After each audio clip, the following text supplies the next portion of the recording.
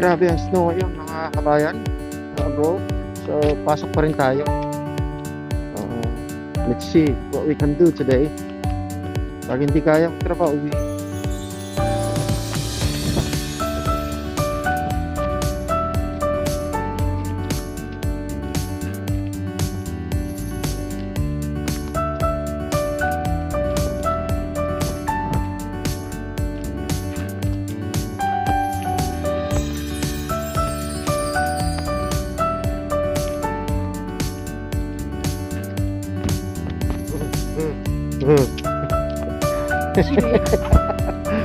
Kabayan, no, kabayan.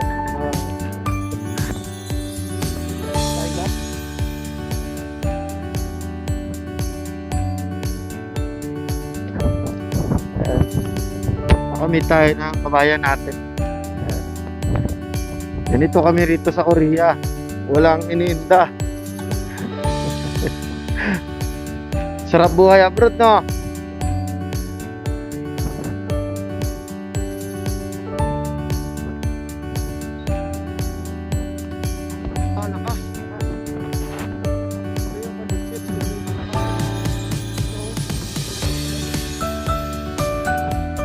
Kami sa kantin.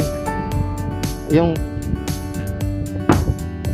Pilipina, yung kabayan, trabaho niya sa photo kay Richie. Kantin. Oo, daming pila. Hindi ako pila dyan.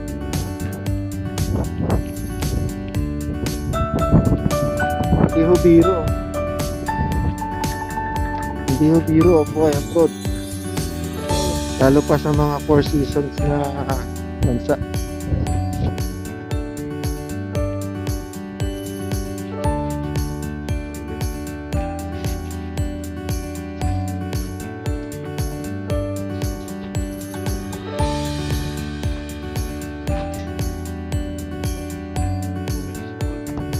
So yan, tapos na tayong kumain mga bro. At try natin i-check kasi kung may pasok.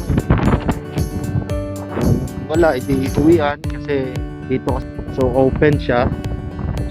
Ibig sabihin, yung mga block na gagawin namin may mga snow. Ito yung ginawa namin kahapon, so tapos na yan. And center block. So at pag ganitong may snow, madulas. Ayan o, madulas yung sahig. So napakadelikado, minsan hindi tayo paakyatin ng safety. And so let's see kung anong maging decision ng mga amo. Magandang umaga. Oh, ba't andito ka?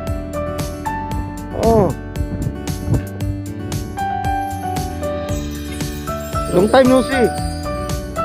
Oh,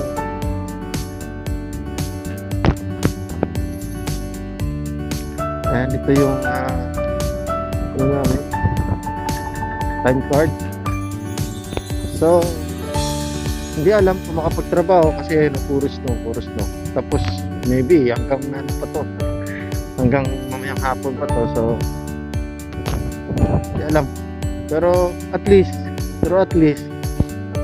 may chance na kikita ka ngayong araw kasi bumangon ako, kasi pumunta ako na ay anong gusto. Saan ka? Doon ka sa tutulugan mo yung pangarap mo o bumangon ka para gawin ang mga bagay para matupad yung pangarap. Mahirap ang magtrabaho abroad, lalo na sa mga bansang may 4 seasons.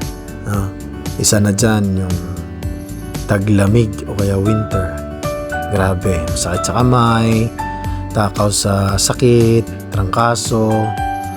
Pero ganoon pa man, at the end of the day, uuwi pa rin tayo at matatapos yung oras ng trabaho natin. At lagi nating tatandaan ang pagpapasalamat natin sa Panginoon sa protection na kanyang binibigay sa atin, na ligtas at hindi tayo napahamak habang nagtatrabaho tayo.